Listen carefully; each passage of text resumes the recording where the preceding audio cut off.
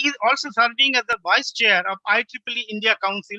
His research group in multi-core architecture and systems lab at IIT Guwahati explores the domain of network on chips, cache management techniques for large multi-core system, non-volatile memories, hardware security, domain-specific hardware accelerator, and disaggregated storage system. He is the associated editor for IEEE Embedded System Letter Journal. He has over 50 IEEE and ACM peer-reviewed conference publications, over 15 ACM and IEEE transaction papers, as well as Springer and Elsevier journal papers to his credit. He is a reviewer for many national and international peer-reviewed journals and a member of the Technical Program Committee and Organizing Committee for many IEEE, ACM, national and international conferences. He is the investigator for several R&D projects under DST and METI. He is associated with many national pilot projects like NPTEL, MOOCs, Spark, Gyan, Techip, ICIA, Ishan Bikash, Bigyan Jyoti, etc. He has active academic research collaboration with University of Catania, Italy, University of Florida, USA, University of Essex, UK, Federal University Naples, Italy, and Qualcomm, India. He has offered 2 popular NPTEL online certification courses in the area of computer architecture. He was the recipient of ACM, SIGDA, IEEE SEDA, IARCS, and DRDO research grants for technical presentation in various international forums.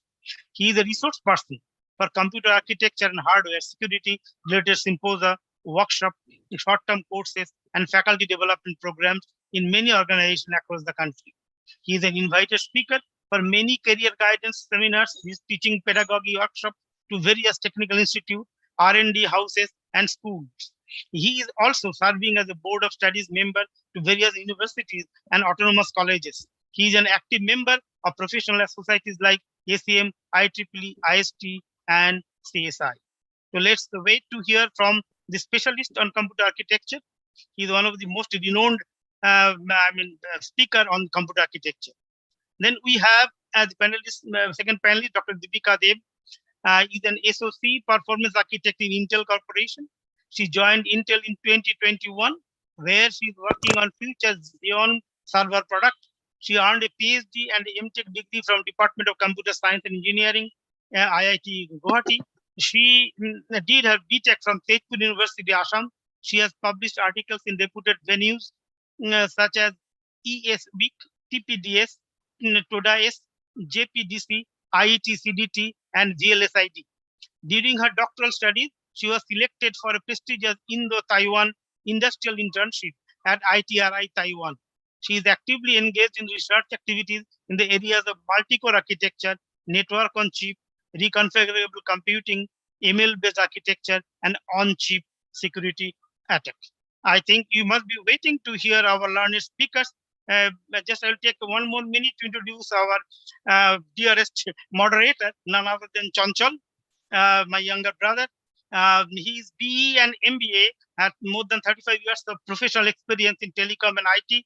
He worked with flagship companies like CESC, NTPC, DOT, BSNL, and worked as Chief Technology Officer and Vice President in Aircel, Uninor, and Reliance Jio.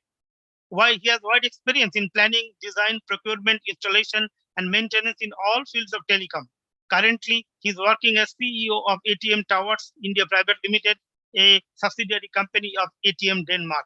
He participated in several national and international seminars, including GSM Congress at Cannes, France, Bag for international roaming. He has received different accolades, including Visit Sanchar Seva Award from the Ministry of Communication. He is professionally associated with IEI India. He is a fellow of IEI India, and he is with IS General Secretary ISA Kolkata section.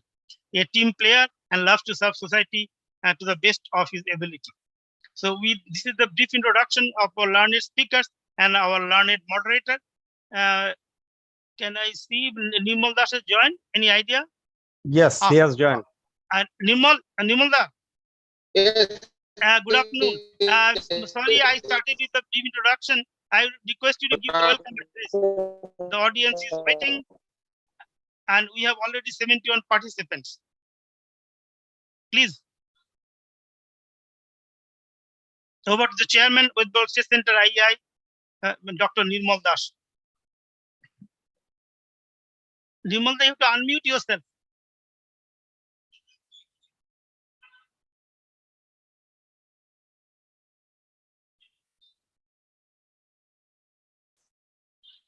Well, it's a good afternoon and audible? Am I audible? You're audible, but it's disturbing. Sound is not clear. Am I audible, sir? Yes, we can hear you. Hello? Hello, we can hear you. Okay. Please continue. Okay. A very, very good afternoon to you all. It is my pleasure to welcome you all at this webinar organized by the Electronics and Telecommunications Subdivision of West Bengal State Center, IEI.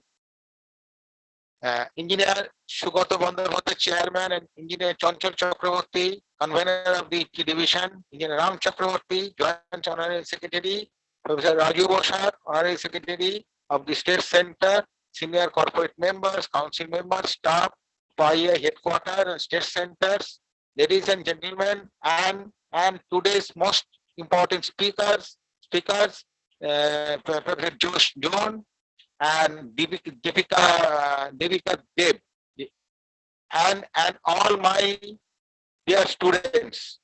I convey my sincere greetings and hearty welcome in today's seminar on the theme of computer architecture.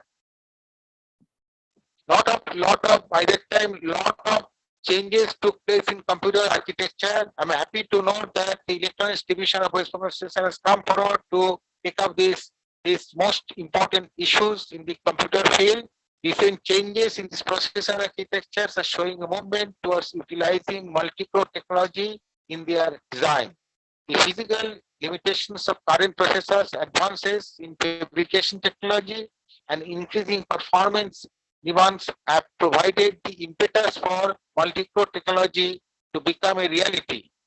The apparent processing potential, more efficient resource usage, and market interest in that this technology will become more of a standard in modern processor architecture design. It seems that from now on, computers will no longer be one human machine, but rather they will be a parallel machine working together. Multi-core architecture provides benefits such as less power consumption, scalability, and improved application performance enabled by thread level parallelism. What exactly is the code and how does a multi-core CPU differ from the traditional single-core CPU?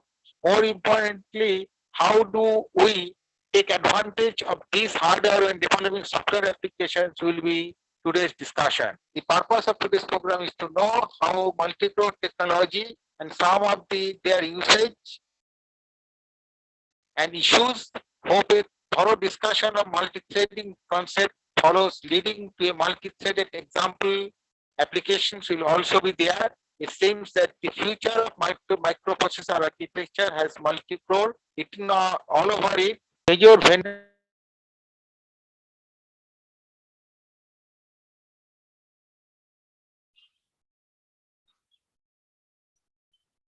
Nirmal, we lost you. We are unable to hear you. Hello, Chairman, sir. with this idea, I hope today's deliberation will be fruitful, particularly in fact, being a professional in this computer field and computer architecture is my favorite subject. I will be delighted to know new things what Professor Saab and Deepika will be discussing today. With these few words, I welcome you all once again. Thank you. Thank you, Mr. Chairman. Now I request Chanchal to take over the proceedings of the afternoon. Chanchal, over to you. Thanks, Nirmalda. Thanks, Ramda. So without further delay, now let us start our main proceedings. Now I welcome Dr. John Jose and Dr. Deepika Dev. The entire platform is yours. We are eagerly here to listen from you. Okay, then I think you can start. So thank you, the organizing team. I hope I am audible. Yes, sir. You can Yeah, hear. you are audible. Okay. On the outset, let me thank the organizers for giving an opportunity for the computer architecture group at IIT Guwahati. It's always a proud feeling for me to share the dais along with one of my very promising student, Deepika. She's doing very well in Intel. And thank you once again for organizers for giving us this chance. And it's good to reach out to larger audience. And it's good to see that regular webinars are being organized by IEI so that the knowledge to dissemination, knowledge practice, and knowledge of generation, whatever happening in academic institutes and in research organization is being spread. Being one generation old to Deepika, I would be talking about the fundamentals and Deepika would be talking about more advanced topics. So that's the way it should be starting. So I would be talking from the very fundamentals, considering the heterogeneous background of the audience that you may have. Even people who are not aware of computer architecture, I will start from the fundamentals and build it on up, such that at the end of it, we will be able to appreciate the contents. With this background, let me share my screen.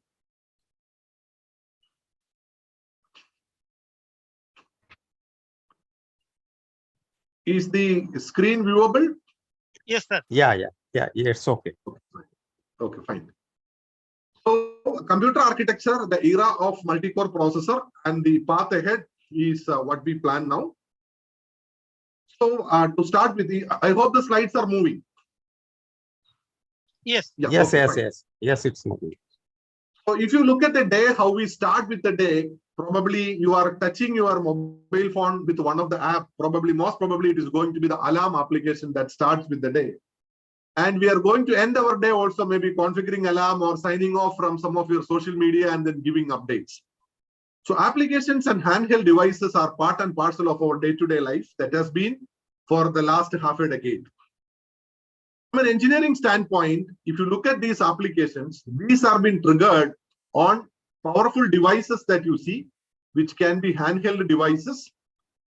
And the internals of this device is basically you have some processors that are going to run. And what are the capabilities of these hardware devices that we are talking will help us to run these applications. So if you look at in a nutshell, what we are going to cover is how this is being done.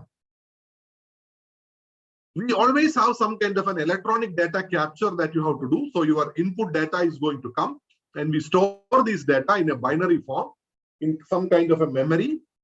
And then we use computers in order to read and process this data and then making meaningful conclusions. Be it an application working in an autonomous car or in a smart healthcare gadget, whether it is a weather forecasting or a streaming application, or say any kind of application that you can talk about, which a computer is being used, essentially is boiled down to some form of data that is being coming to the system as an input, storing the data, processing this data with computers, and then making meaningful conclusions, either in terms of a program or in terms of a graphical user interface, which can be used by people. Now, if you look into what happens, the rest of the talk, what myself and Dr. Deepika is going to give is on how the internals of this machine is working and how programs are executed. Any task that you wanted to do with the help of a computer is going to be represented as a sequence of meaningful instructions.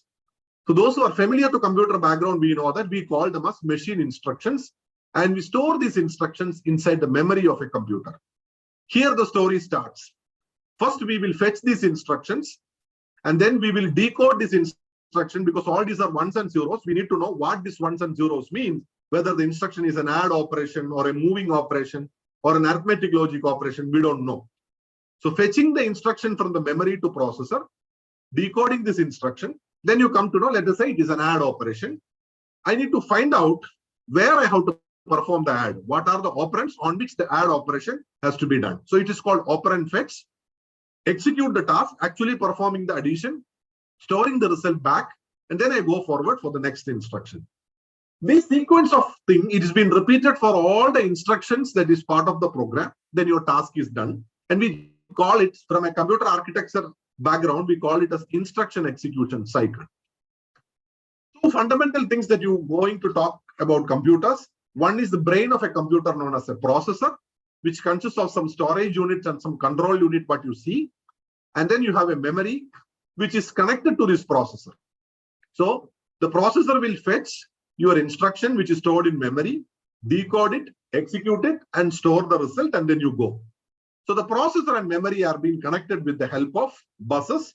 One is an address bus, by which the processor will tell memory from where I want an instruction or from where I want the data. And the data is being transmitted through a data bus. So in short, it is a loop of fetching an instruction, decoding an instruction, and executing an instruction that carry out your task.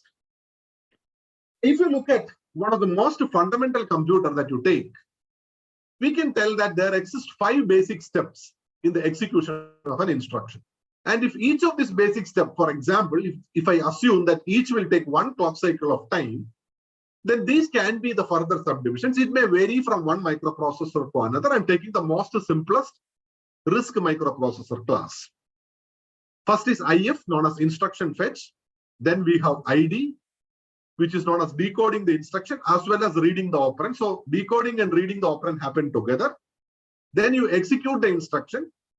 If it is an operation to be carried out in arithmetic logic unit or any functional unit, or if it is a memory operation like a load or a store, then I compute the address of it.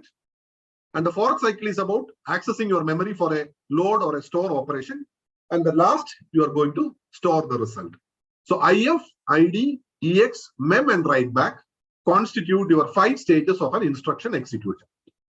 If you look at, these are all basically some components inside your instruction pipeline which carry out the task. So first you give the address from which an instruction has to be fetched. That's what you see on the extreme left side of it. And then you have, it's going into the memory from which I fetch the instruction. So the instruction is now in IF, ID pipeline register, what you see in green color. And then it moved to the second stage where I decode the instruction. I read the operands from my registers. Now I know what is operation to be done, and I know where the operation is to be done. So your data is ready. They are coming into the input of your arithmetic logic unit. It produces the result. If some data need to be stored into memory, I perform the operation in the memory access stage, or else I'm going to write the result. So these are the 5 operations. This is something similar to what you do in a bread manufacturing company, where you take a bread, somebody will take the bread from the furnace, somebody will cut the bread or slice the bread into small pieces, somebody is going to pack it, somebody is going to put the seal and then going to place. So every instruction will go through multiple smaller subcomponents in order to get itself executed. So when you have 5 independent components that get to see, instruction fetching, it's your first unit, instruction decode, that's the second unit, execution unit, memory access unit, and writing the result back. If all these 5 units are going to work for a machine at any given point of time, an instruction is going to be either in fetching or in decode, like that, only in one of these stages. With that background, if you look, it is always better to improve the performance through a process known as pipelining. What is pipelining? When I talk about a sequence of instruction that I am going to give it here, what you see here is your instruction number I. It will take 5 clock cycles to complete. The clock cycle tell in the first clock cycle, I fetch the instruction, then I decode, then I execute, perform a memory operation, and write back. The instruction number 5, first instruction is complete.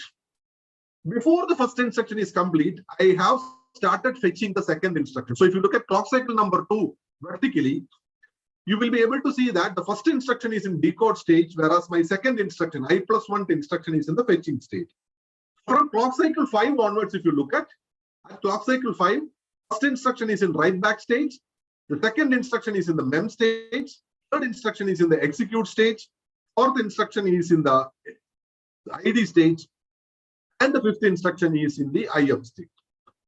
Like that, from clock cycle number 5 onwards, for every new clock cycle, one instruction is getting over. This is called parallelly overlapping the execution of an instruction. So this is what is called the concept of an instruction pipeline. So I am going to start the fetching of an instruction before my previous instruction gets over, but it may take, there are some challenges associated with this. What are these challenges? Sometimes it is not always possible to execute a second instruction before the completion of one. They are called pipeline hazards, and people who wanted to know more about it can then work. So ideally, your hardware will have some mechanism by which you ensure that this kind of a pipeline execution is happening in a very smooth fashion. What we have discussed is the execution gets over in one clock cycle. Sometimes it is not possible to perform a multiplication or a division or a complex square root operation to be carried out in one stage. What you see here on the left side is you have an instruction fetch, then you have an instruction execute, then you have an EX unit which is going to perform the integer operation, and then mem and write back. But there can be some operation which may take more number of clock cycles. That is what is known as a floating point number addition, a division, or a multiplication operation like that. Modern instruction pipelines have I fetch and decode instruction, and thereafter, depending on the type of instruction, either I go like this. If it is a normal integer operation, if it is a multiplication operation, I use this path. If it is a floating point add, I use this path. If it is a division, I use this path. So there can be different functional units available depending at the end of decoding. One of these functional units is being used in order to carry out this task. This means that even though I am going to fetch instruction in a sequence in order, depending upon the time it takes in the execution stage, it can be 1 cycle, 7 cycle, 10 cycles like that, my instructions can get over out of order. I fetch in order, execute out of order, then naturally your instructions are also going to be completed out of order. So processors, depending upon the capability, can they run only sequentially? Can they rearrange instruction? So if some of my later instruction complete execution before my previous instruction getting over, there are some mechanisms that the hardware will do, at the end of which we have a correct execution that has been happening. So what we have seen here is known as a simple scalar pipeline, where every clock cycle I am fetching one new instruction. And then maximum throughput that you can give, you will be able, in ideal case, you may be able to complete one instruction in a clock cycle. And each instruction may take 5 clock cycles ideally. That's what you see. What if I wanted to improve performance? Is it really possible to complete more than one clock cycle in a given, more than one instruction in a given clock cycle? This is something known as super pipeline. What happened in super pipeline? I fetch 2 instructions. One is at the rising edge of a clock, and the second instruction is fetched at the falling edge of a clock. If you look at that, even though it is not fully parallel, the number of instructions that I'm fetching is being doubled by virtue of a sophisticated fetching unit. This gives you more number of instructions getting completed. This is something like, I work out at 1 gigahertz, whereas in the second case, I can work at 2 gigahertz. That means my clocking is much faster. This is known as super pipeline processors. And the third category is known as super scalar pipeline. Can I fetch more than one? Here you can see I am fetching more than one instruction. Naturally, I can complete more than one instruction. This is called a fetch bandwidth of 2. 2 instruction I can fetch. So there should be a decoder which should be able to decode 2 instruction and execute 2 instructions like that. Similarly, I can increase this fetch bandwidth or decode bandwidth if I have more functional capability, more architecture intelligence that I put into your microprocessor. You can fetch 2, 4 like that. So modern microprocessors have fetch capabilities of 8 up to 8 instructions. So that is where we are talking. So from a simple scalar pipeline where I fetch and execute instructions in order, super pipeline which operate at a higher clock, super scalar pipeline where the throughput is even high by having multiple fetching, multiple decoding happening. Everything comes with its own challenges, but the architecture community is matured enough over the last 2-3 decades in making sure that everything happens streamlined at the nanoseconds level.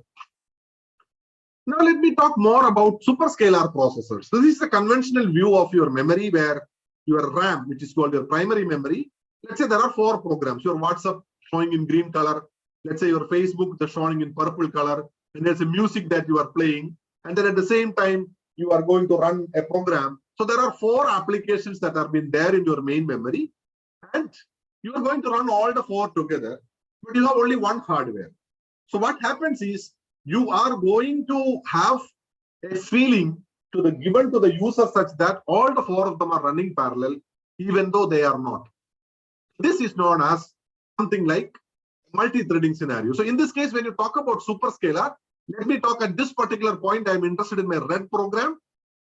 And what you see here is 4 functional units. Let's say 4 adders that you have, but you see, and if it takes 4 clock cycles to complete one adding operation, If your instructions have multiple add operation, then and if they are not dependent on each other, I can make use of this functional unit such that 4 addition operation can be done. In short, superscalar processors means I have multiple functional units, and if I look at my instructions, can I exploit the parallelism available in the instructions? If there are enough parallelism, means I have multiple instructions which are not dependent on each other, you can make use of it.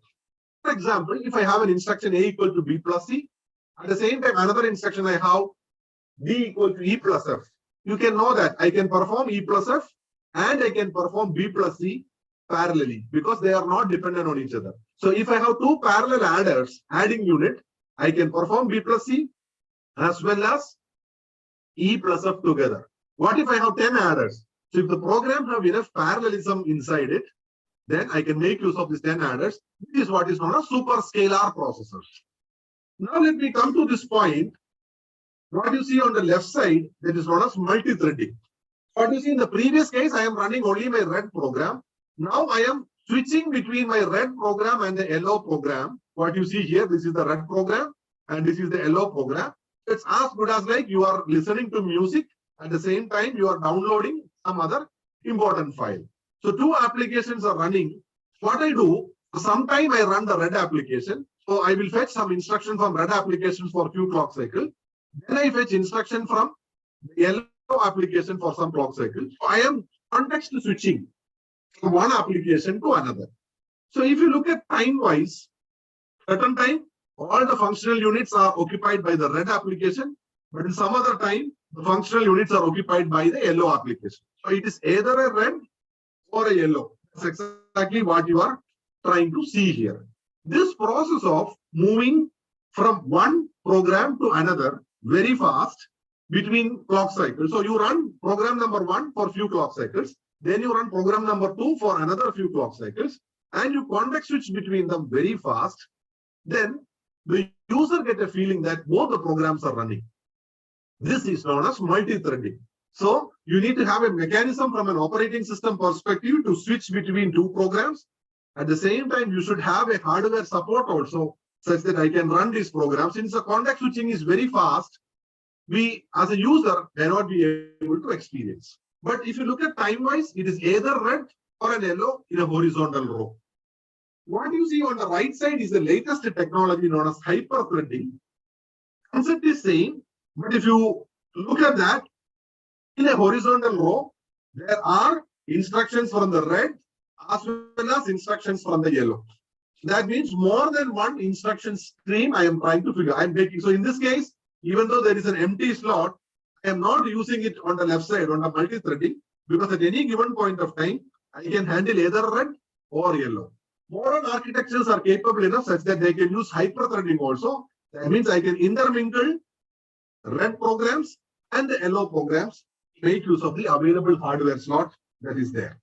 So what you see on left side is known as multi-threading technique, and what you see right side is known as a hyper-threading technique.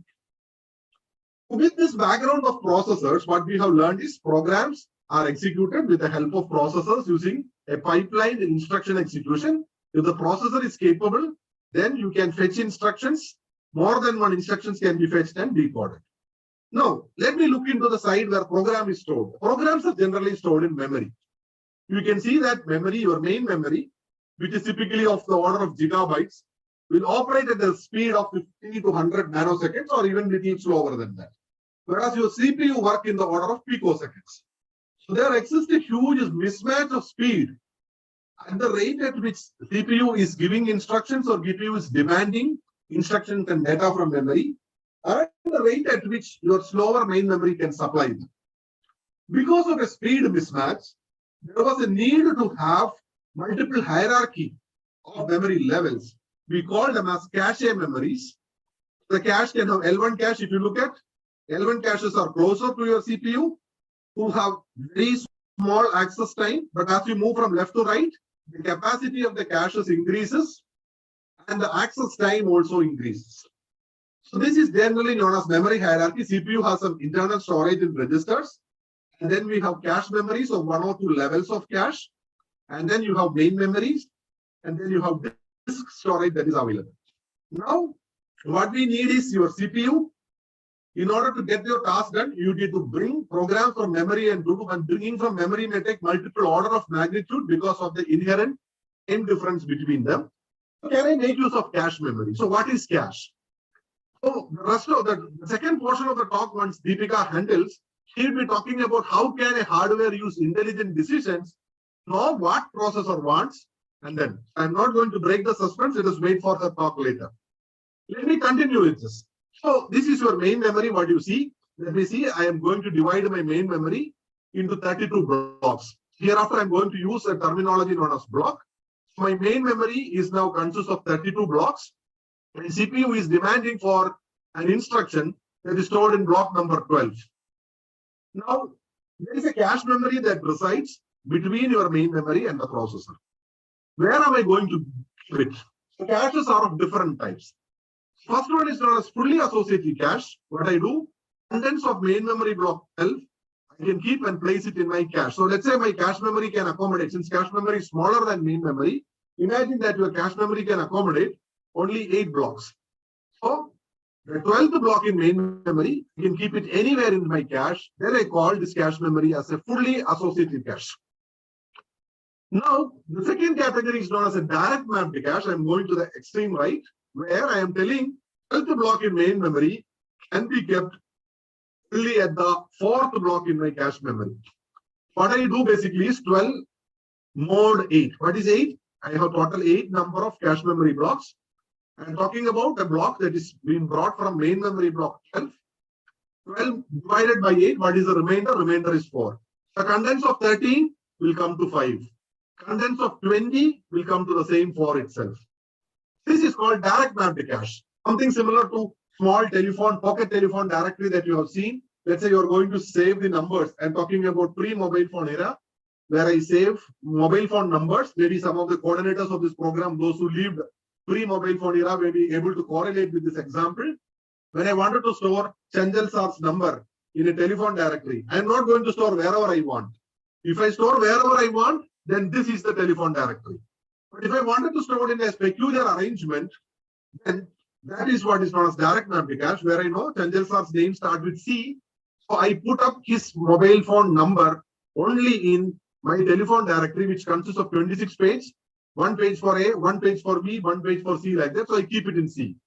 If you wanted to save the number of, let's say, Dasar, then I put it under D. If I wanted to store the phone number of Deepika, then I store it under D. The searching is very easy. When I wanted to search the phone number of Deepika, I need not go for the entire book. Since I store it in a regular way, I need to search only in page in D whether Deepika's phone number is present. This is called direct mapped cache, whereas the first one we discussed is known as fully associative cache. Now, there is a combination between these two. Let me divide my cache into 4 sets, numbering as 0, 1, 2, and 3. And within each set, I have the capacity for 2 blocks. So the entire 8 blocks, I am rearranging it as 4 ways. Here what I do, I will map 12 mod 4. You will get it as 0. That means you can place anywhere within set 0. I am free enough to put anywhere between this. So this is something like in between. It is neither fully associative nor fully direct mapped. This is one of the basic concepts in which cache memory works. When processor gives an address, rather than going into main memory, from the address I know where in cache it is present. Look at that location. If it is present, you take it. Much faster, you are able to retrieve your data or instruction. If it is not present, you go to main memory and then you bring. So when CPU is going to give an address, it goes to cache and bring the contents back to CPU. This time is typically referred to as hit. CPU, you click on WhatsApp, then the WhatsApp will generate an address. It goes to your cache memory of your phone, bring whatever that you are searching for. The time to retrieve it is known as hit time. Sometimes it may not be present in cache because cache memory is a subset of main memory and it's small. Sometimes I am asking for something very new. It may not be present in the cache. Then it goes all the way to main memory and then bring the contents back into my cache, to my cache block, and then I am servicing. If it is a hit, it is the green curve that you see. If it is a miss, first I go to this cache, then I do all this operation, bring the contents from main memory into cache, and then my cache memory will supply the CPU. What is the average memory access time? Average memory access time, whatever happens, whether it's a hit or a miss, surely I have to search for the cache, so hit time. depending upon how much fraction I miss.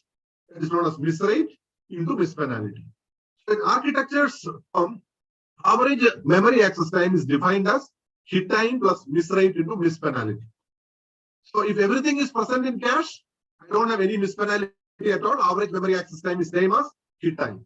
But if nothing is present in the cache, then average memory access time is equal to hit time plus miss penalty. So hit time is the time to find a block in the cache. Miss rate is the fraction of cache access that result inside a miss. And miss penalty is the number of additional cycles required upon encountering a miss to bring a block from the main memory. So if I wanted to design a good cache memory, then what is the requirement? The average memory access time should be less. So I should come up with some techniques which can reduce my hit time. I should come up with some technique which can reduce my miss rate, or I should think about something which can reduce my miss penalty. So anything that you do, which will reduce the average memory access time, but it is a typical challenging problem because once you do something to reduce hit time, then automatically miss rate may go high and miss penalty may go high. So the second portion of the talk, where Dr. Deepika is going to address, she will touch upon some of these parameters, how modern architectures work. In short, what we have seen, inside the CPU, there is an instruction pipeline which will bring instructions. So that's what your instruction fetch you do from your L1 cache, which is known as L1 instruction cache. You perform the operation, you take the data from the data cache, and then you store the result back. This is your L1 cache, where you have separate cache, one for storing the instruction and one for storing data. And then you have the next level of cache, which is known as L2, which is typically unified, means there is no difference for instruction as well as data. And then you have main memory. So in short, we learned about what happens from processor to the memory that has been going. So I'm sure that you might be familiar if you have any time opened the CPU of a computer. This is what you see, the motherboard of a computer. And this is where you place your processor. And this is the place where you see your memory socket is all about. So this may looks like a clumsy diagram. And these are points through which the peripheral devices are connected. Your keyboard, your mouse, the screen, LAN port, the speakers port, everything is connected like this. So in short, this is typically what you see. Maybe a practically good diagram, but maybe very difficult for you to grasp. Let me try to put up in a very simple way. This is exactly the diagram all about. We have a CPU which has caches inside it. And then you have the RAM, that is the main memory. And then we have a memory controller which is sitting inside a north bridge of the CPU. All devices, you have your graphics processors, all high-speed devices which will help the CPU in carrying out the task. So the processing units, the main memory, and the other supporting co-processors all are relatively faster devices, not as fast as your CPU. They get connected through the north bridge. We have slower devices like keyboards, the mouse, the hard disk and all. They are connected through another bridge known as south bridge. So north bridge connects memory and co-processors to CPU, and then south bridge connects peripheral devices and hard disk into the CPU. Now let me talk about, if you are talking about a CPU, then the CPU internally will have your instruction pipeline and caches. And outside CPU, we have your main memory. This is how the main memory DIMM looks like. DIMM stands for Dual Inline Memory Module.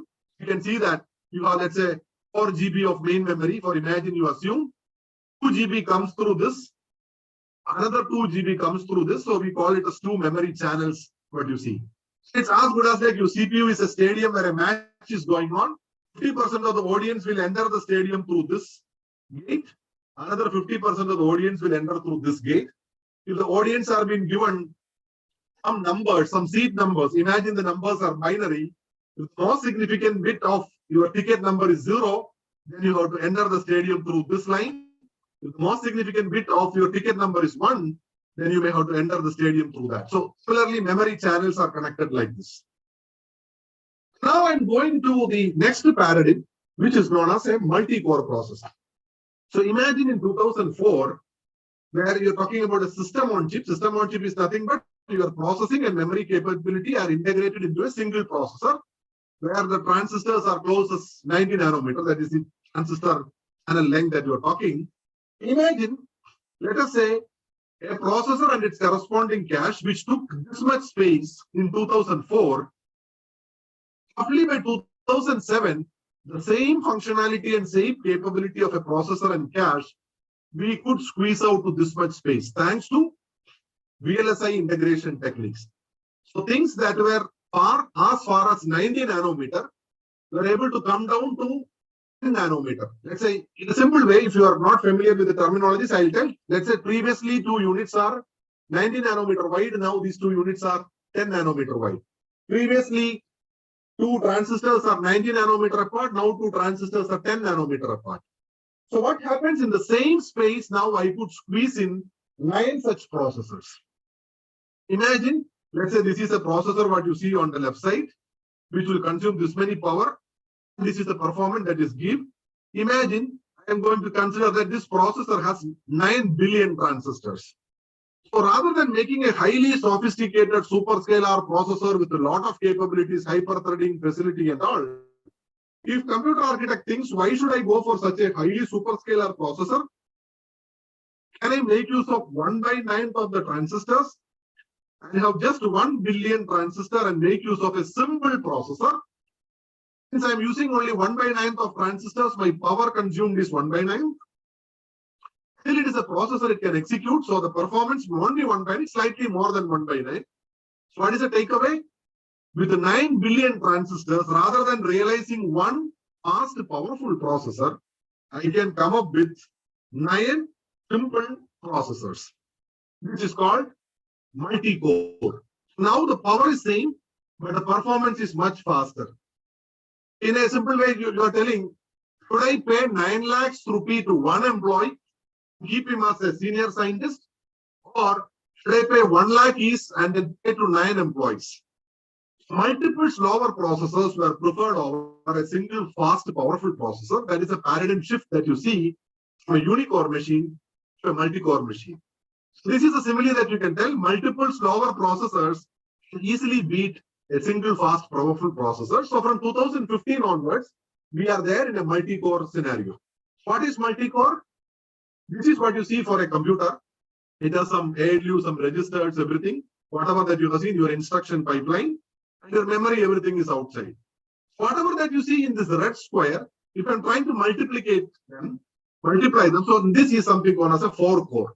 You can see that there is a core 1, 2, 3, and 4, but the rest of the components all are same. Here I am going to make it 16 times. So your main memory controllers are outside now. So this is known as a 16-core machine. I have 16 independent processors, their own cache memories, and their ALUs and control unit and instruction pipeline are there, and they are connected by a very fast interconnection network. So what is this? How do these cores communicate, and what is the best interconnection mechanism? The most popular interconnection mechanism is known as NOC. NOC stands for network on chip. So consider that this is your processing unit. Whatever you see in blue is known as a tail. So when you talk about multi-core processors, which are communication powered by network on chip, then processing units are interconnected via a packet-based network, where whatever that you see in this blue, that is known as a tail. Tails are organized as rectangular pieces inside. So the whole thing is inside your single IC, what you see. All resources, be it a memory resource or a processing resource, these are all organized as rectangular tiles on the chip. And the tiles are interconnected by small routers. That is what you see, this green component. So traditionally, how you connect computer networks? From a computer, you have a cable that is going to a switch and switches are connected. The same concept of traditionally computer network, you try to put it inside a chip. That is what is known as a network inside a chip. So you have no communication from one tile to happen in a packet-based communication. So we have tiles and then we have processing units. So let me introduce to the next topic that is known as tiled chip many core processors or tiled chip multi-core processors. So what you see here is a modern tiled chip multi-core processors where you have 16 processing units or processing engine or processing elements that you see. Each processing element is connected to a router. So what you see, what is there inside your processing element? You have your instruction pipeline, that is what you are seeing. Your instruction pipeline, your registers and control logic. So you have fetching unit, decoding unit, scheduling, execution, everything. And then you have your cache memories, your L1 cache and L2 cache, whatever that you have, multiple levels of caches that is there. This many things is there inside your processing element. Now, when these processing elements wanted to get, so let's say this processing element wanted to take a data from here. It will travel through this interconnection routers, what you see, and they act as the communication medium. So what is there inside these routers? These routers are nothing but they are junction points, just like our traffic policeman sitting on a four-way junction. You have vehicles coming. In this case, vehicles are your packets coming from various processing elements. The routers contain some buffers. I call this some as east, west, north, south, and local processing elements. So 5 points to which the data will enter through routers. It will come and sit in the input port or buffers. Ultimately, these packets generated by the processing elements need to go to some other processing element. You need to have a crossbar which should connect from the input to the output. Essentially, the packet has to move from one port. It's some time inside these routers. After some initial processing, it has to be pushed out to some of the output port. Essentially, there should be some control logic which will perform routing and buffer management. So this is what you see, a typical on-chip interconnect. Now, are these all fiction or stories? Yes. Intel has an Intel Xeon Phi processor, which was there initially released a couple of years before. It's called Intel's Night Landing processor. It consists of 36 such tiles interconnected by a mesh network on chip, where each of these units has 2 virtual processing units and some cache memories. AMD also had AMD Ryzen Threadripper, which also have a 64-core processor. So these are all not like fiction stories. These are all processors which are already there in market, powering our big data centers and supercomputers that has been working. So these are all state-of-the-architecture architectures which are already been there. So how do you communicate? This is the typical multi-core processor that you see. Each of the small square is what the processor and cache that we have learned. Each of the small square that you take, you have a processing component, the green color. You have a cache memory component, the blue color, and you have a communication component that is the orange color. Every such tile consists of a processing unit, a storage unit, and a communication unit. And then let us say this particular processor, what you see in blue, wanted to have some data which is available inside the red one. I send a request. The request will go like this using X and Y direction, and then the reply will come back like this. This is the way how communication happens inside a tiled chip multi-core processor from one tile to another. Now, we are not really talking about AI, ML and all. In what way is AI and ML only buzzword? AI and ML are artificial intelligence and machine learning, which are all new generation applications where I make use of the concept of artificial intelligence and machine learning. Conventional microprocessors that you have seen are not good enough to run heavily data-centric new generation applications. Computing is a bottleneck by data. Important workloads like artificial intelligence, machine learning, genomics, all are data intensive. They require rapid and efficient processing of large data. So, since data is increasing, we are generating more data than we can process. Any computing machine that you take, the machine should have good storage and memory capability. You should have good communication capability like the network on chip. You should have superscalar processors, multiple issue processors with good computation facility. So it is the well-being of these 3 components that greatly impacts the robustness, the energy, the performance and cost of any machine. If you look at this is a multi-core processor where you can see that core and then caches are there. 9 cores are there and you have your L1 cache, L2 cache, L3 cache and your shared main memory what you see around. Most of the system is typically dedicated to store your data somewhere and then you move the data as and when that is being required. And Deepika will talk more about how you can efficiently move. What are the limitations of these processor-centric design?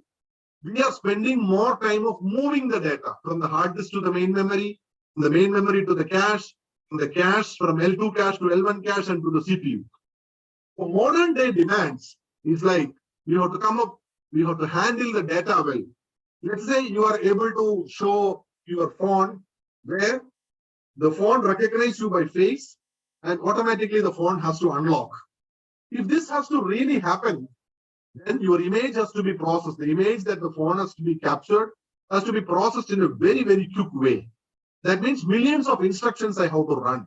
Conventional hardware may not be good. So you require special artificial intelligence application. We call it as accelerators, which can quickly process images. So we need to have specialized hardwares. That is the way forward. So what is the way forward when you how to handle the data well? Ensure data does not overwhelm the components. How do you do that? If you like algorithms, you can develop good algorithms. If you like architecture, you can come up with good architecture wherein good algorithms will sit in.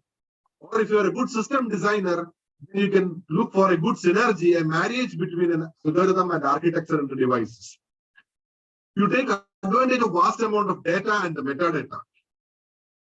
So what is the summary that you would like to give? We are talking about data-centric architectures where you have to improve architecture and system level decisions. You understand and exploit properties of different data. How to do that? If you are a good theoretical computer scientist, develop good algorithms. If you are a system designer, develop good architectures. If you are somebody who is good into, join them. So there is huge amount of research that is happening. How can you come up with accelerators? How can you come up with the processors with special artificial intelligence engine such that these processors can work very fast? What are data-centric architectures? This is a future ahead. You process the data where it resides. Rather than bringing data, can you processing be done? Processing in the memory, processing near memory is the buzzword. Can you talk about low latency and low energy data?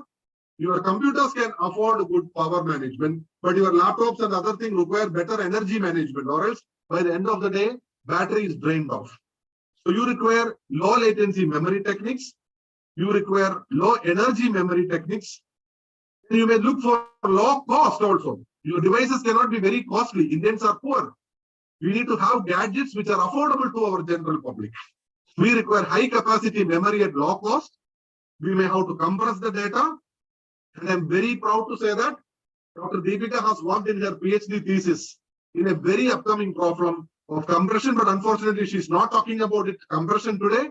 You are welcome to read about her PhD thesis and work. We talk about hybrid memory works also. And last, about intelligent data management. What is intelligent data management? Use intelligent controllers, handling robustness, security, cost, and scale. This is the future of computer architecture, I heard, if somebody wanted to work. So what is the summary? Multi-core processors are going to become an integral part of our future digital technologies. Understanding the hardware access system will help us to design with conceptual clarity. Our country needs good computer architects and processor design engineers with hands-on exposure to hardware design to cater the growing demands of skilled personnel in this domain. So I'm really proud to say that we were always importing hardware equipments from outside, from other countries. Even though Indians write beautiful software which works in many companies, we are very proud to see that the software developed by your Wipro, by Infosys, by TCS, all these are running in many other developed countries. Unfortunately, the devices that we developed were not that popular. But now the era has changed. Gujarat is going to see the first semiconductor plant that we have. Government of Odisha has come up and government of Telangana has come up with very attractive policies for investors who are planning to build chips here. So in future, considering the global scenario, India is going to become a semiconductor hub where India is going to make India's own products. Many of the efforts done by Ministry of Electronics and IT to think about indigenous microprocessor development program of the government has succeeded. India has already made India's own indigenous processor. The Shakti processor by IIT Madras by Professor Kamakodi and the present director, and the Vega processor by CDAC Trivandrum, they are already there in the market. Now people are using it. It's very fortunate to see that such kind of events are happening.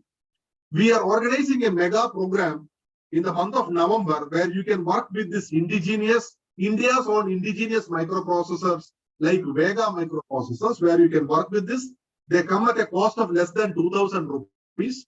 So the future is India's, but what we need is our country want good computer architects and processor design engineers. We have companies like Intel, AMD, Qualcomm. These are all joining hands with academia. Our own students are going and shining well in this academia. but we want more. I sincerely request students who are there in the platform to consider exploring computer architecture as a potential area of their research. And IITs are always opening their hands up if some of you wanted to work with us. With these two words, I'm concluding myself. Towards the end of that, after Deepika's session, we'd be happy to take these sessions. So over to you back to Chanjal sir. I hope I am on time. Thank you, Dr. Jose. Yes, we are well within the time. And now I will invite Dr. Deepika Dev to present her session.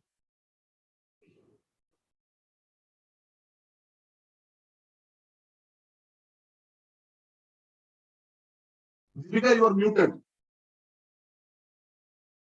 Okay, yeah. So sorry for that. Yeah. Am I audible? Yes. Yeah. I would like to thank the organizers and John sir for this opportunity. So in this talk, I will focus on prefetching. So I'll share my screen here.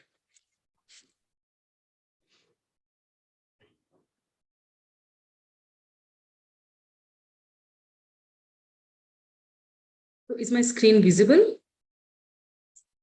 You can keep it in full screen mode if you want. Yes. Perfect. Okay. So, yeah. So in this talk, I will focus on prefetching. The reason why I choose prefetching is it is a very active research area. Like name any processor in the market, whether it's Intel, AMD, any processor that uses prefetching in some form or the other. So in the figure, you can see that there is a Intel processor which runs at 3215 gigahertz, and then we have a DRAM which runs at 0.707 to 0.17 gigahertz.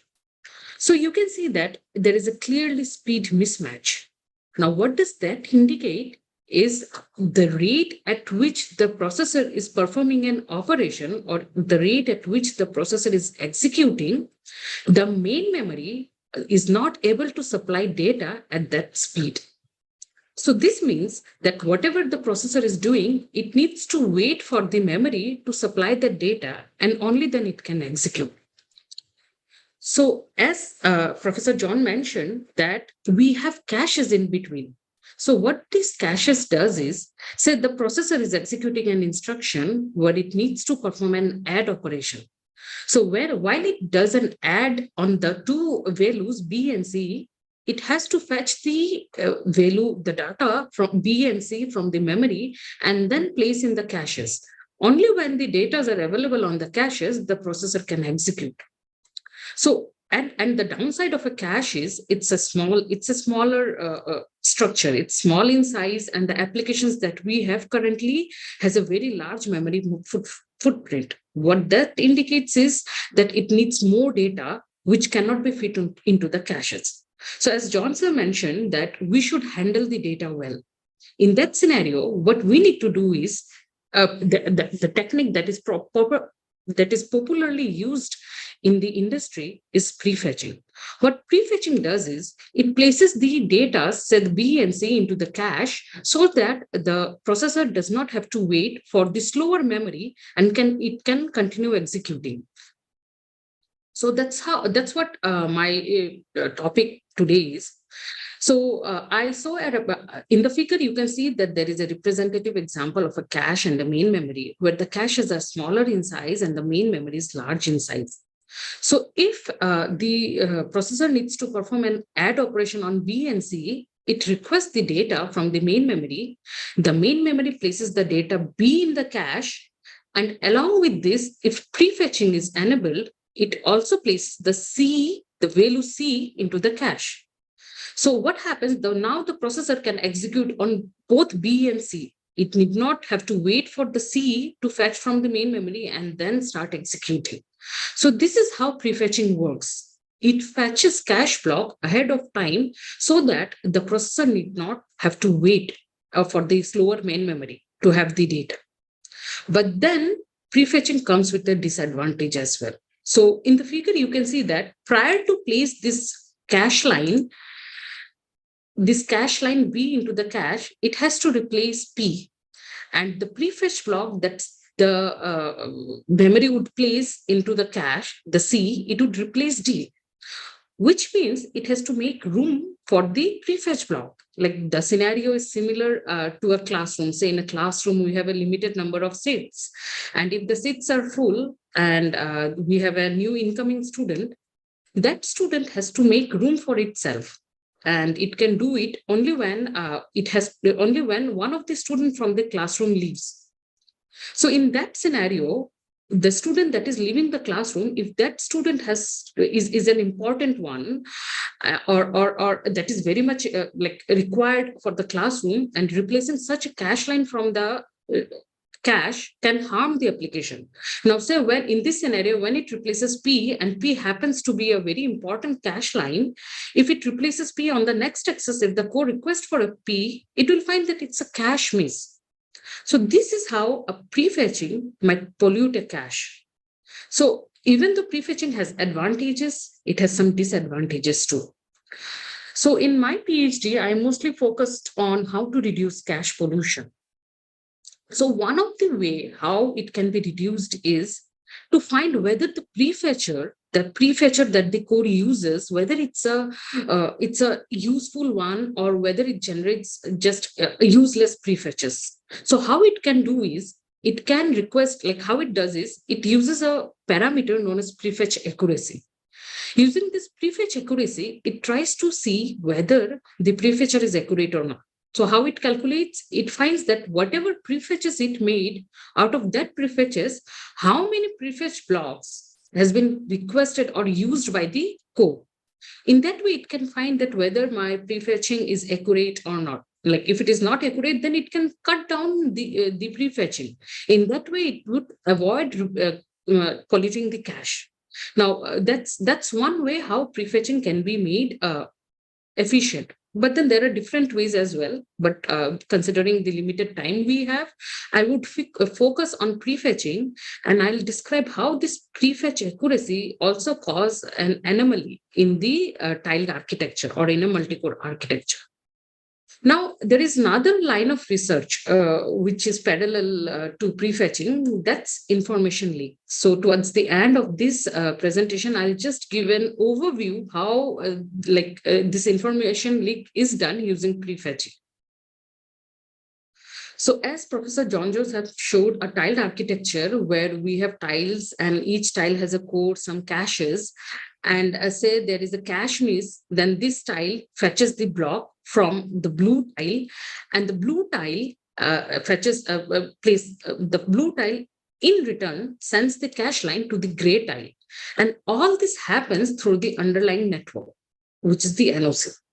So in this scenario, you can clearly see that the AMAT, that the average memory access time of a cache line is dependent on the block access time, that is the access time within this L1 cache and L2 cache, plus the stall time, the network latency, the network stall time that it requires to fetch the cache block.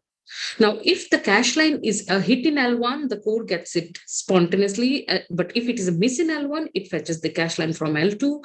Now, if it's a miss in L2, it has to fetch the cache line from a memory controller, which is a slower memory. So what prefetching does is it tries to make the caches available on the L1 cache, like on the cache prior to even the core starts executing the instruction. So in the previous slide, as I've shown, that the core, it waits for an instruction for the data to be available and then execute. Now, if prefetching is enabled, it can start executing without waiting. But then we have some limitations of prefetching, and I call it as an estimation problem. Now, suppose there is a prefetcher on the blue tile, which fetches some cache block, prefetches some cache block from the red tile and then from the green tile.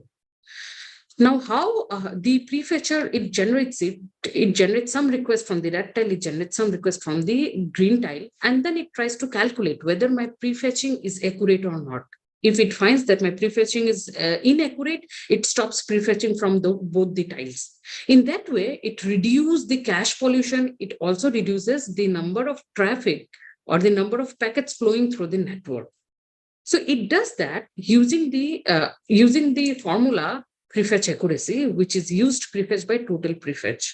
Now, in this scenario, how it is calculated is, so it fetches, say, 10 cache lines from this red block, out of which only 5 are useful.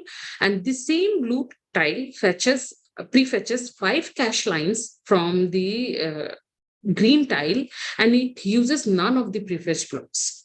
So overall, using this formula, we see that the prefetcher that is sitting in the blue tile has an accuracy of 0.33 only.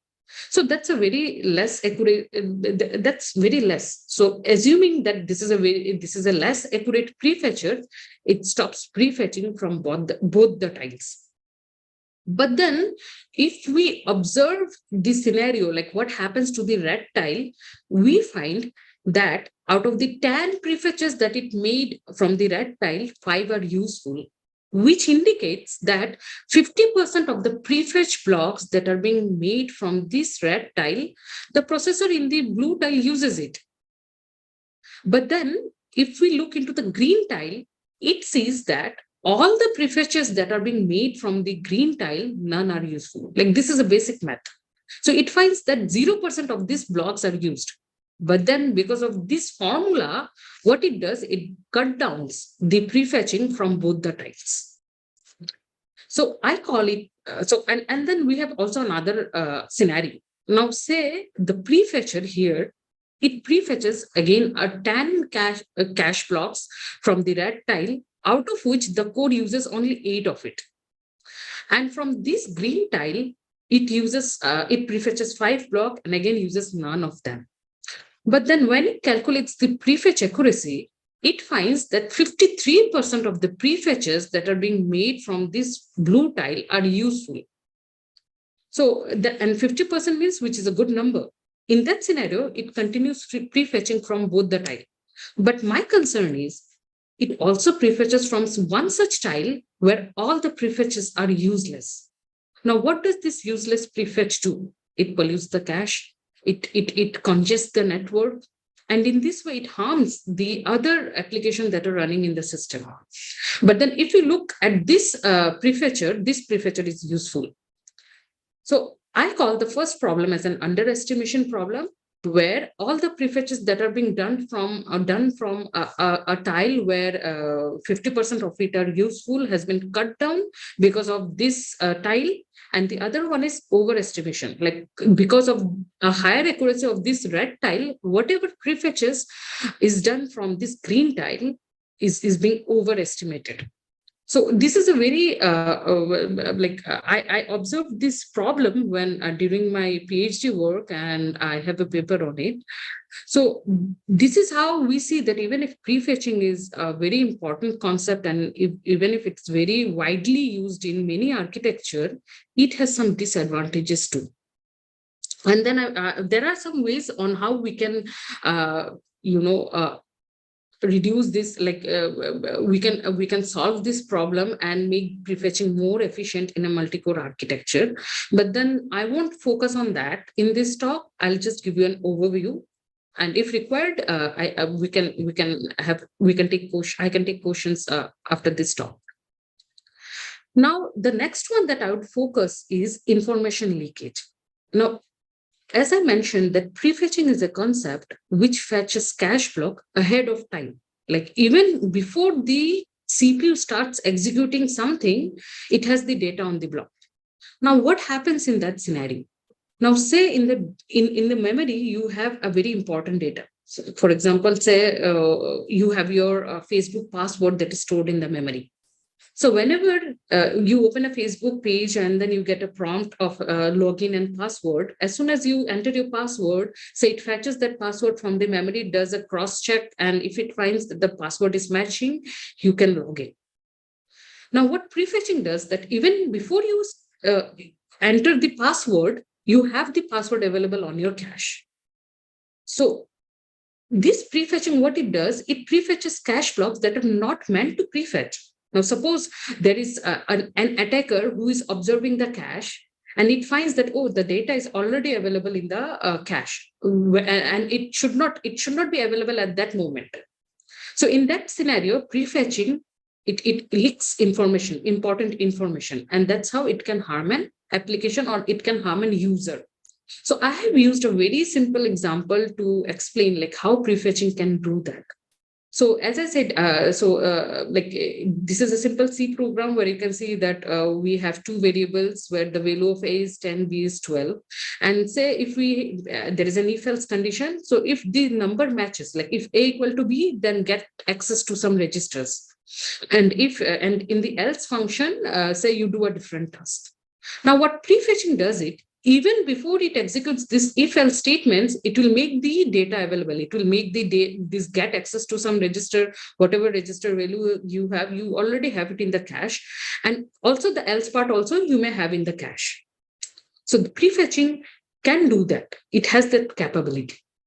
Now, what if you don't execute the if function and you directly go into the else function?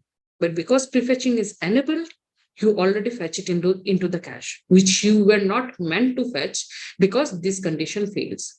In that scenario, prefetching also harms an application. So these are known as some prefetch side channel attacks, which are present in industry. And I have also given a reference, which you can take a look at, where that defines that in AMD processor, it performs one such attack.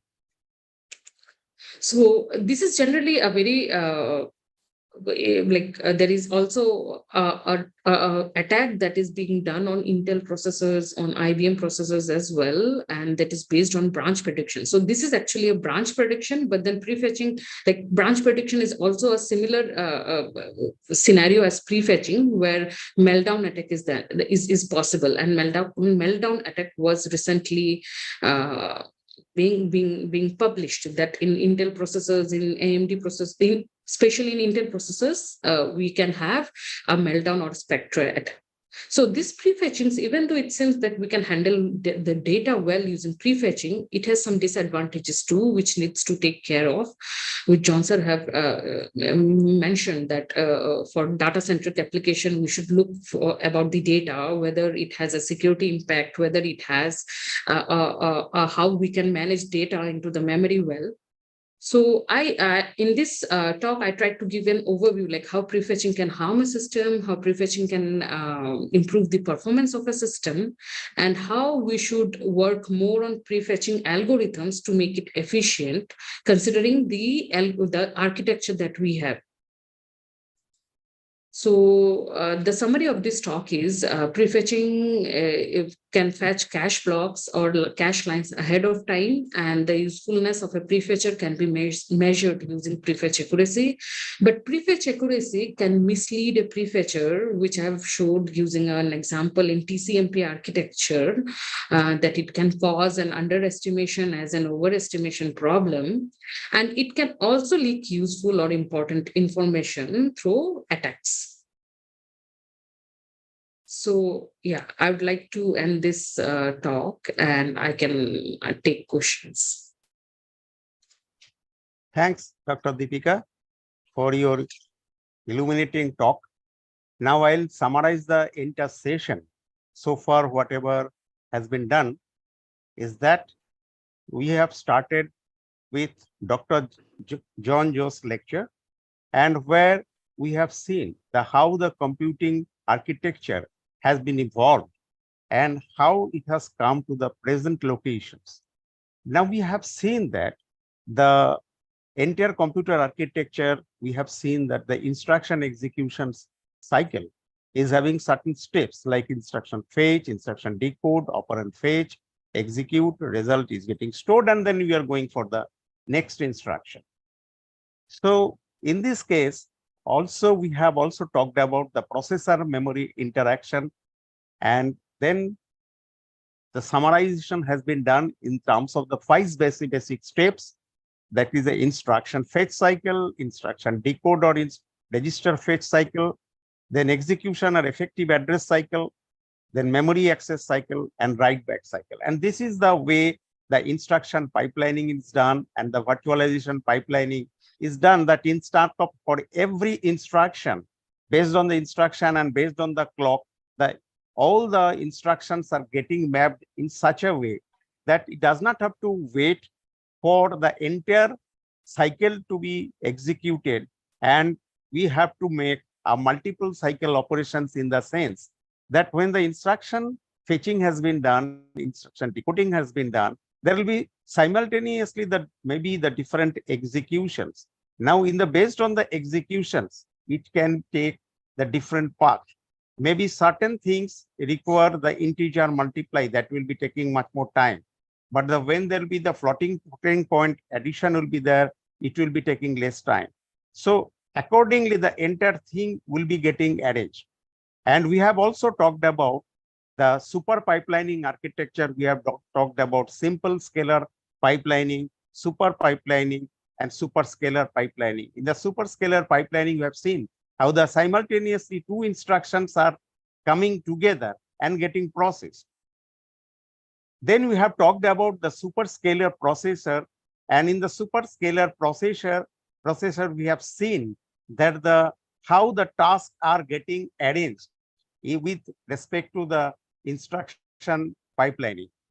We have seen that in the multi-threading, one instruction stream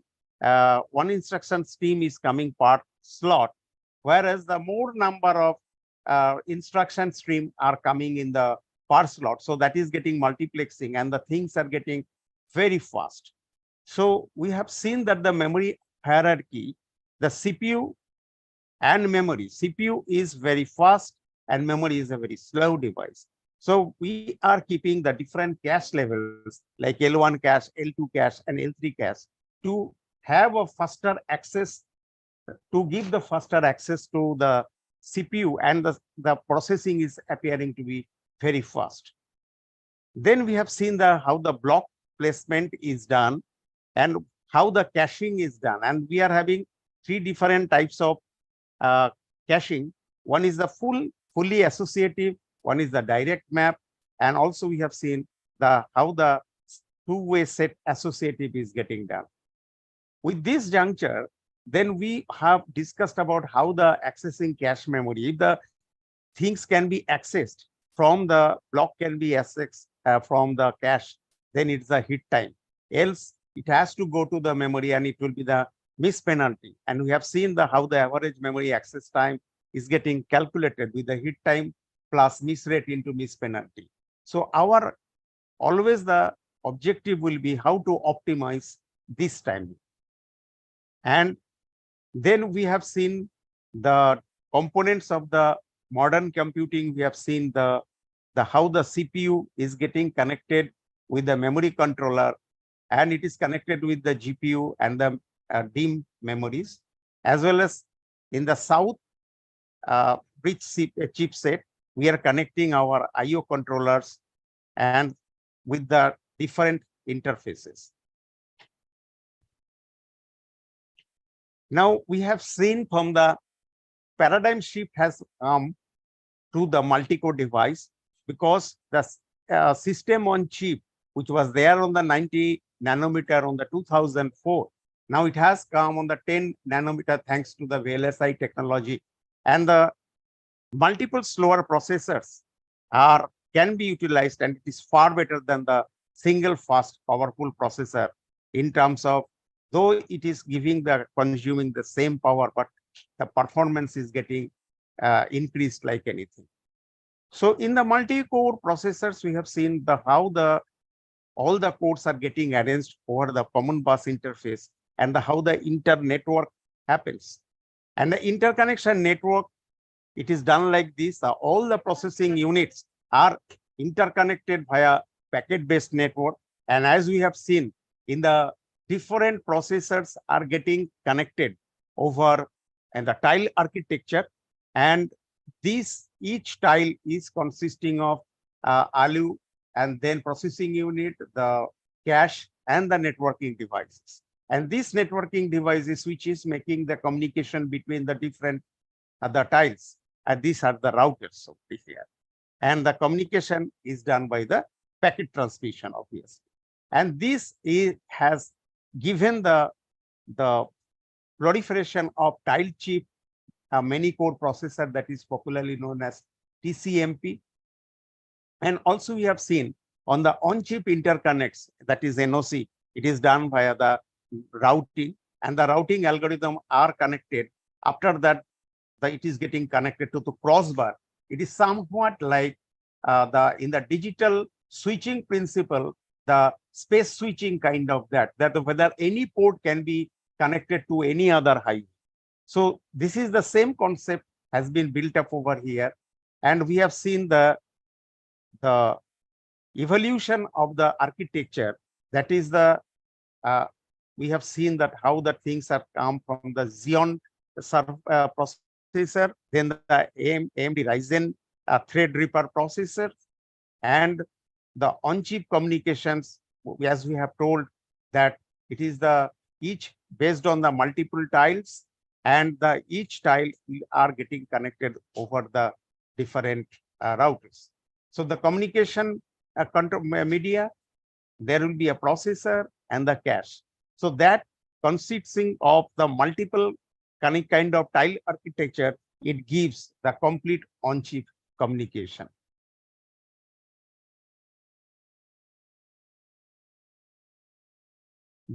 Basically, the data problem of future is that computing is a bottleneck by data. And important workloads like in artificial intelligence, machine learning, and genomics are all data intensive. Now, they require a rapid and efficient processing of large data, but that what you are finding that whatever we can process, the more amount of data is getting generated.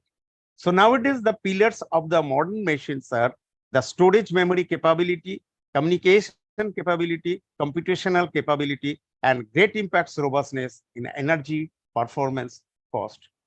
So the holistic design is considered to look into for any processor and computing architecture design. Now, the limitations of the processor-centric design is there that the most of the system is dedicated to the storing and moving of data. So, how to handle data well? That we have to ensure data does not overwhelm the components, take the advantage of vast amounts of data and metadata, and understand that exploit the properties of data. And the data-centric architectures are the basic constituents are to process data where it resides, the low latency and low energy data access, low cost data storage and processing, and intelligent data management. So these are the future-oriented data architectures. So in summary of his lecture is the multi-core processors are going to become an integral part of the future digital technologies. Understanding the hardware of such system will help us to design with conceptual clarity, and our country need good computer architects and processor design engineers with hands-on exposure to hardware design to cater the growing demand of skilled personnel in this domain. So this was the summary of his talk. And now I will talk about the summarize the Dr. Deepika's talk, which was discussed on the prefetching in the tiled multi-core processors. We have seen in the previous lecture the multi-tile architecture. Now in this scenarios, we have seen that there is a speed mismatch between the processor and the memory, and the processor has to wait for a long time to get the data from the memory. So to solve this issue, the prefetching has come as a boon. The prefetching is basically a prediction. So it fetches each block ahead of time, but there is a risk of cache pollution, and there can be information leak or security, that is a security aspect. And the prefetch accuracy is getting calculated by the use prefetch by the total prefetch. And we have seen that everything in detail, and the summary of the conclusion we can have, the prefetching is the fetching cache blocks or cache lines ahead of time. Usefulness of a prefetcher is measured using prefetch accuracy. Prefetch accuracy can mislead a prefetcher, and prefetching can leak useful and important information. Nonetheless, the country requires a huge amount of computer architects. I think all the people, the students specifically, will be much more boosted to join in this particular category because country require more number of computer architects. As Dr. Jose has pointed out, that the mega chip program is getting done, and it has been jointly driven by IIT Madras and CDAC Trivandrum, and followed by Intel, AMD, and Qualcomm. So with this thing, we conclude it here, and now we'll invite the questions from our participants, and the eminent speakers are here to give the reply to your questions. So the first question today by Banda Srikant, he has told how to decide the size of prefetch unit. Yes, I can take this question. Yeah. So a prefetcher has two components. One is a controller which decides what to prefetch, and then the next component is when it brings a when it fetches a prefetch block, where to cache it, where to keep it. So there are different prefetchers. There is a stream prefetcher which uses an extra buffer to store that prefetcher. And then there are prefetchers which places the prefetch blocks in the caches itself, in the L1 cache, L2 cache, or L3 cache itself. So if by prefetch unit, if you mean that it's the prefetch controller, then the size of the prefetch controller depends upon how complicated that prefetcher is. So that decides what is the size of a prefetch unit. So there are different prefetchers in the market. There are simple prefetchers like a next line, which fetches just the next cache line in the memory. That's a simple prefetcher. The size would definitely be less. But then that is not sufficient based on the application that we have. The current application that we have that has a very different and complicated memory footprint. So that requires a complicated prefetcher. And the size of the prefetchers, I mean the controller. When I say prefetcher, I mean the controller. That depends on how complicated the prefetcher is. So I hope that would answer my query. I mean, your query.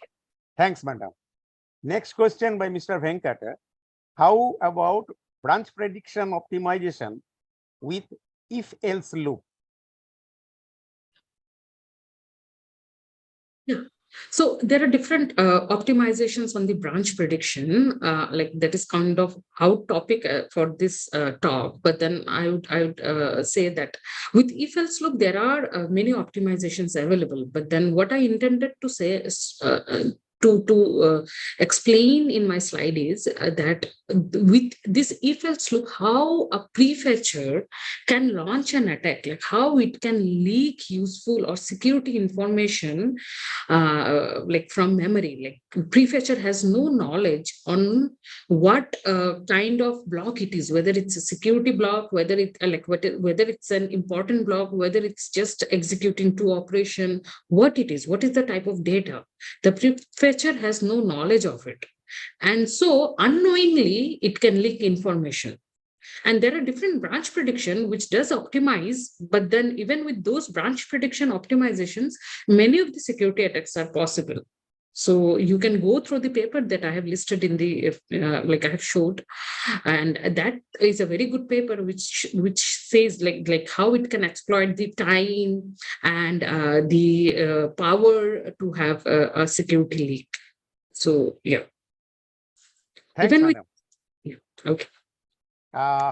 Mr. Naved Iqbal, he has told, why do modern AMD and Intel CPU designs have huge L3 cache, and why didn't they have just make L2 cache larger for better performance, minimizing wait cycles? Dr. Jose. Yeah. So just to add on, so Deepika can also comment since she's from Intel, she can give more precise answers. So the idea is then I will rephrase the question back. Then why can't you make single one big L1 which is as good as main memory? That will solve our entire problem. Then you should not even go for L2 and L3. So this is basically a trade-off. When you make your cache bigger, then it is taking more time to access. So it's as good as like, why do you keep a pocket telephone directory, which has only 26 pages, which can store only a very limited number? Then you could have made it like a BSNL directory that you used to have 20 years before, the huge book. So the smaller the better in terms of access time. But if you make it bigger, you can accommodate more data. So that is the reason that your primary caches, your L1 cache should be small and simple enough such that your access time is kept in mind. As you move to the next levels, you can make one big L2, but the accessing of that L2 will be little time consuming affair. So you make it as an L2 and an L3, that is the trade-off. That's my answer. Deepika, would you like to add anything more? Then please. No, I think you have already explained. Yeah, that's why we have a large L3 cache and not an L2 cache. Also, the on-chip space is also very precious. We can't keep, like you may ask that why don't we have a large L2 cache and a large L3 cache? Why do we have smaller caches? The on-chip space is also very precious, and that determines how large a cache can be. Absolutely. So I think that answers Mr. Iqbal's question. Now, next question by Srikant. How many cores can be integrated? How can we decide? Dr. Jones. Okay. So it's as good as like, I will rephrase the question back. It's typically the way I would like to question. So you wanted to buy a new home. How many bedrooms that you want in the home? You are rich enough, you can have a 20-bedroom apartment. If you are poor, then you make it as a 1-bedroom, 1 BHK apartment. So it's basically a trade-off. How many cores can be integrated? Nowadays, modern technology allows you to seamlessly integrate 2D as well as 3D chips. Ultimately, someone has to buy it. So if it is meant for a special dedicated application, there are buyers, there are scientific community who will buy it. But if it is meant for a common man's application, always the economy also plays into it. Technology-wise, we can still integrate up to 1,000 cores on a chip. But if it is not meant for normal computers, it is meant for special computers, supercomputers, where you can have 2D or 3D structure. It's cost versus performance. Technology-wise, up to 1,000, still it is okay. Yeah. So I think Srikant got the reply to his question. It's always the basically technology and cost trade-off. And now the next question is by Venkata. Definitely the prefetch loop with hinder the optimization. Deepika, can you answer? This statement, I believe. Yeah, so That yes, is maybe that is the reply to her previous question. I think the same person asked the question. I and think then same question. So reply Same question has been given. Yes. Yeah. And then Saikat Chowdhury has asked a question, maybe a silly question. Suppose a transistor in the processing unit block gets some issue, whether the whole processor will be useless or is there any backup or something like that? Okay. Yeah, I can take that. Yeah, so this is actually a very good question. Like, it's like thinking through the architecture. So yeah, this is a very like possible scenario that one transistor might get blocked. Like I would say, like, by get blocking, it means like that the transistor is not working as it is supposed to be. So, but then a multi-core processor is not just one transistor, it's million of transistors. And if one of that transistor, like say, I won't say one, say a subset of the transistor does not work fine, it will have an impact. Say it can have an impact such as the latency. When the transistors are working on full potential, the latency, it can perform an operation in say 1 picosecond. Now, when a subset of that transistor is down or it does not perform on its full potential, then the same operation will take place, say, in 10 picosecond. So there is a term which is known as process variation, which actually sees this aspect, like which transistor wears out over a period of time. Like this does not happen on a single year. It happens over a period of time. You keep on accessing, the processor is executing over a span of usage, over a span of time, somewhere it will wear out. And that would impact the performance. That would impact that particular area where the transistor is located. So if it is in memory, then that part of the memory would wear out. So, Okay. Saikat, just to add up, thanks Deepika for taking the question and then nicely covering with the help of an example of process variation. Here also, my example would be, if you get a small cut in your knees, will you die? Your question was whether the whole processor would be useless if there is any backup or something like that.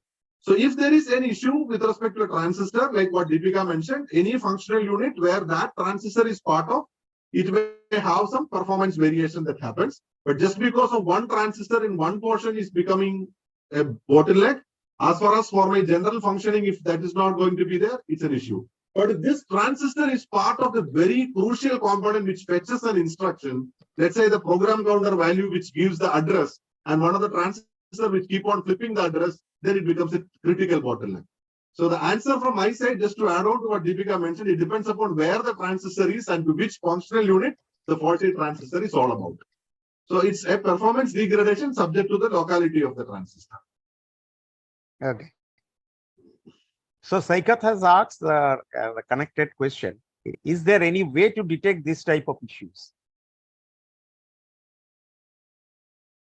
So yeah, so generally, like if you ask in like in academics, yes, we can simulate such scenario, but in real machine, like we can of course. So generally what we do is whenever our laptop gets old, we just replace it with a new one, so we actually don't get that opportunity to explore. But then yeah, in simulators what we do, we can detect those type of issues. So as I said, like you can see that you can assume that 50% of the transistors has is not performing to its full potential. Then you can see that the number of cycle it requires to perform an operation that increases. So in that way, you can map it. Yes. Now, one question by Chillara is for those who are interested to do research, what would be the good simulators to use for simulating the tile chip microprocessors, and what is the near data processor? Deepika will tell what is a simulator. Her life was all on simulators. Yes. With tile, like simulators, in terms of simulators, we have GEM5, which is a full system simulator where you can experiment different processors like tile chip processors and ARM or any processors, you can do it. But then of course, if you require to make some modifications to it, then you have to make changes to the simulator and then get that behavior. So yeah, there are GEM5, there are ChampSim. ChampSim is a very simple simulator which can be used. Then yeah, those are like for tile. Also in tile chip, if you want to focus on NOC, then we have BookSim, we have NoxSim. So yeah, there are various processors in case if you want which processor, which simulator would be will be suitable for your study. Just yeah, mail me. I can reply to that. Okay. So what is near data processing? Yes. That question I would like to take. Typically, Yes. you bring something from memory to processor. Let us say you're talking about A plus B, a huge matrix of A plus B. So each matrix of A you have to bring to ALU, matrix of B you bring to ALU, add it and then store it back in memory. What if you have a small logical adder near to the memory? Then I need not bring it. It's a huge amount of data that you bring. So can I have small functional units, very small functional unit of simple lightweight logic that you can attach to memory? Then you process this data near memory. That is what is called near data processing. In-memory computing, near-memory computing are examples for it. Yeah. And next question by Keshav Joshi. I am learning Verilog HDL and searching some topics for my minor project. Can you suggest me some project? Keshav, you can write to me from my mail ID. It's been already given because the topic for a project should not be chosen by the faculty or the supervisor. Ideal way of contacting is I have an interest in these topics. What are the good topics? So it is not an open-ended question. First of all, I need to know what are your areas of interest, and then accordingly we can suggest. You are free enough to mail to me, and then we can have a discussion later. Right. Dr. Subhash Chandra Saha has asked, how many instructions are executed simultaneously in 8086 and 8088 microprocessors? Okay.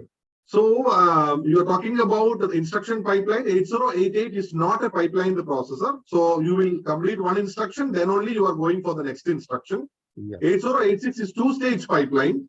So they are also because of the hazard. So these processors don't have a full-fledged instruction pipeline which were work, but only processors of the newer generation have a good instruction pipeline. So very specific details pertaining to any of the processor like 8086, Intel, AMD and all, I request you to visit the website and get the details from that. It may not be always possible for me to recall all the specificity with respect to a particular processor. Right. Next question by Avirup De. Can you please explain the JTAG scan in the ARM architecture? So yeah, I'm not aware of the JTAG scan, but then I can take it offline. I can have a look at it and I can take it offline sometime. Okay. Yeah. So Avirup, you are So- requested to get in touch with Dr. Deepika Dev so that you can get the full clarity about it. Yeah, same thing I wanted to tell. You know, these are all processor specific features. Every company's processor may have their own features, their own small components that they add. So from an academic point of view, it is impossible for us to study all these features. So since these are all things available, since it's a recall type question, I'm sure that this material would be always available in the internet where you can see. Even I have yet to see about how the JTAG scan works, like what Deepika mentioned. Okay. But you can get it. So I think there is no other question. Now, Dr. Jose, I want to ask you one question. Here it is that we have talked about NOC architectures and where the routers are getting placed, right? In the communication network and everywhere in the 5G and others, you must have seen the control user plane separation. So the SDN implementation is done. So there will be an SDN controller which will be controlling a multiple number of routers. So that the routing policies are getting very simple, the routing will be very fast, and SDN controller can look into all the routers simultaneously at a time. So is there any kind of roadmap towards this? So since we are talking about routers that are being embedded completely on the hardware with no software running on them, these are all completely designed using simple logic gates. At present, in the interconnect system that is being used in multi-core processors are completely a physical layer module. There is no software that is going to work. It's completely a combinational and sequential logic that drives this. Okay. Because once you move into software layer, we require an operating system or a firmware where an interface is required. And switching from hardware to firmware, it may take multiple number of clock cycles. So we are talking about routing, which will take 1 nanosecond, 2 nanosecond, 3 nanosecond kind of a level, which is much, much smaller when compared to the traditional routing that you do in data plane and control plane in SDNs for 5G networks. So only the concept of networking is inherited, not the technologies. Okay. So is there any other question from any person? You can unmute and you can ask questions. One question I think has probed into. Nitin has asked, is it possible to configure our own topology in GEM5? Yes, you can define. It's a software, right? You can define your own topology. Oh, right. Yeah. So one question, I think it has been answered. It has been answered. The Venkat has asked when and where is the event happening in November related Veda processors. Yeah, so he asked about when is it happening. It is happening in November 3rd week. Yes. Pan India 10 to 12 locations. CDAC and the IEEE of India Council together they are conducting this program. Close to 1,000 people get trained on it. There was a recent event in Calcutta in Jadavpur University where this was being done. But this time there will be wider circulation. I will also share it with Chandel sir so that he can communicate to all people. We are looking forward for local hosts to conduct this event. Oh, yes, definitely. Okay. Is there any other question from any person? You can unmute.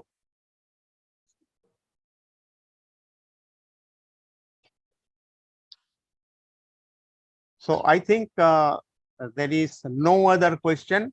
So I'll request Mr. Ramchandra Chakravarti to give vote of thanks.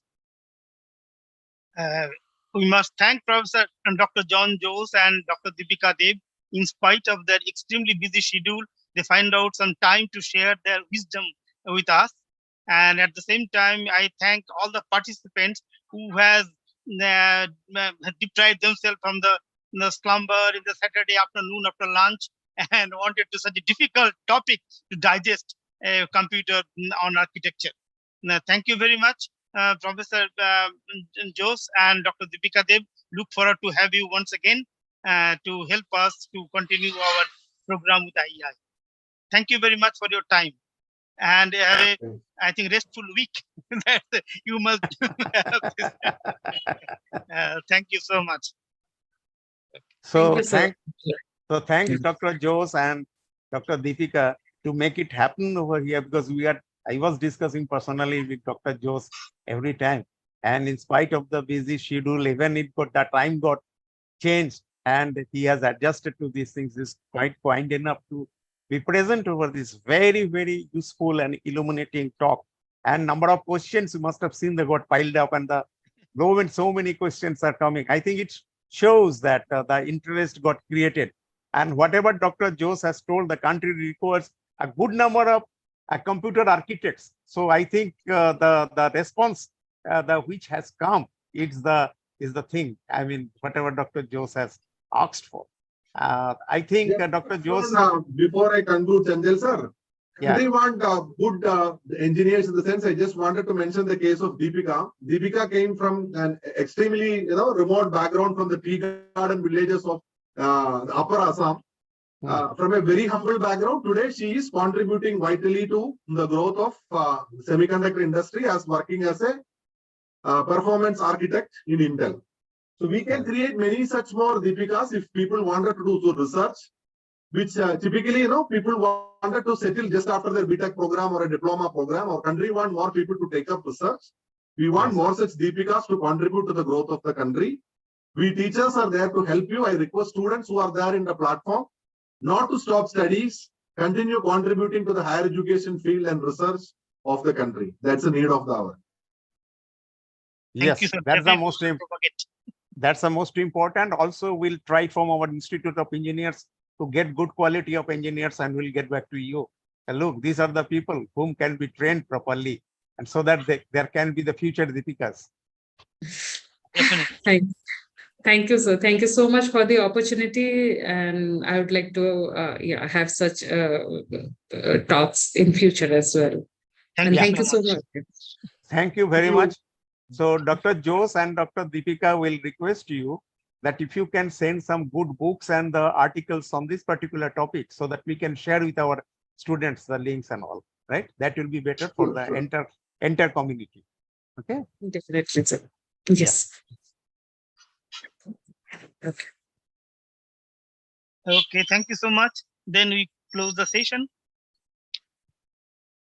Yeah. Thank you. Sudeep, are you Yes, there? sir.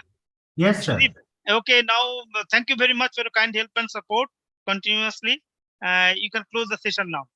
Ramda, we completed in the dot time. See? Oh, that's good. That's really good. Okay, sir. Thank you. Okay, thank you.